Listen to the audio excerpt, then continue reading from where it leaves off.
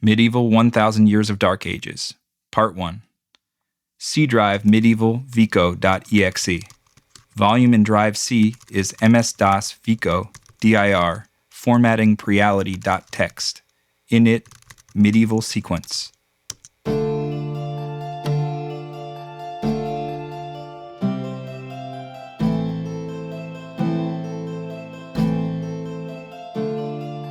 On the medieval hard drive of the universe, in a pre-Columbian video game, boats that sail between computer systems, an ocean in between hard drives. According to e-history, we lived in biblical internet times. We had bug poison all over our souls back then. We were all living on the coastline of the brain, landlords of self, playing with our soft Roman pinball machines, with engines stitched down the marble seams. Hedge funds steered by drunken boats, freighters pumping metal froth, melting down the bronze modern neon constitution. Dumb questions tossed in a Swiss bank account, recommended corporate fate, the hermetic cult of Goodyear tires. The CEOs sat in their armchairs watching their pornography grow up, people worshiping their own shame. Moral foam dripping from the pint glass like carbonated television static. Smear campaigns driving their chariots. We employed friendship businesses to make bids for emotional corporations. Woke from an insider's dream, the littlest hedge fund that could, shivering in the cradle of the stain. The centuries of currencies, wheeling through the atomic gears, we were folded deep inside our own money, corporate communism. Inside Kafka's hallway of USB ports, we were up against the void, a fascination with nothing.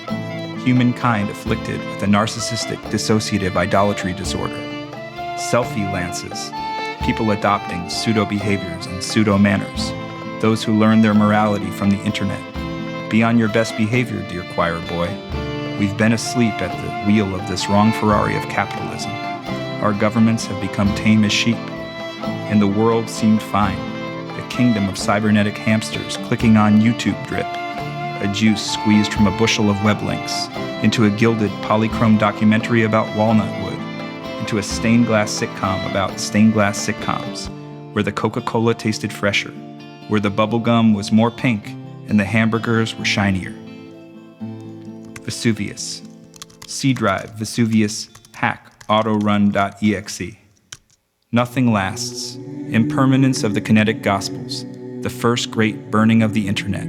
In the light mares of December, from the coffin of the Vampire State Building, in the bedrock of Amerika's data storage, was initiated a great attack on the internet, an epic hack, Vesuvius erupting over melted granite websites, cracking clay internet bricks, lava spilling into a Wells Fargo carnival show of Romanesque casinos, 10 billion keys liquefied, skeletonization of decaying passwords, leaked averages. The last remaining medieval atom in Walmart was singing in tune with our Roman hologram of marble dust. In the esophagus of the volcano, original sin raged in the endings of moments, like a screaming boiled machine whose emotions are twisted with hot tongues, vomiting up museums. The internet had a stroke. The surrounding nations had disintegrated into 12 tribes of the internet, shattered pixels of Roma, legions repairing files. Reformatting, every new version of gender software was updated. China broke up with Amerikka and had an affair with Russia. France caught Russia cheating on China with Afghanistan. China took control of big data. And Yahweh worshippers of the United Nations tweeted new national anthems. And we came to our government, came to our mothers like hippies, saying, "Then who will pay for this? You who bastardized the computer Latin, left it a glitching Rosetta Stone upon a smudge-scorched table." In this first of so many blackouts, we became swallowed. 1,000 years of dark ages followed.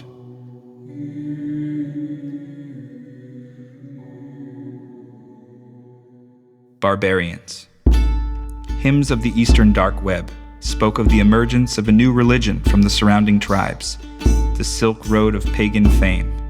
The invaders rushed in, the Vandals, Visigoths Googling themselves on these many-mirrored websites, Luddites tightly clutched onto each other in the middle of the technological maelstrom. Lombards in the American streets camped out in Romulan huts, Scholastica dimmed, Hellenic truths carved away by the limestone butchers of infinite night. May you live in interesting times, in a computer's dream of a Luddite. We became a country of drunks again.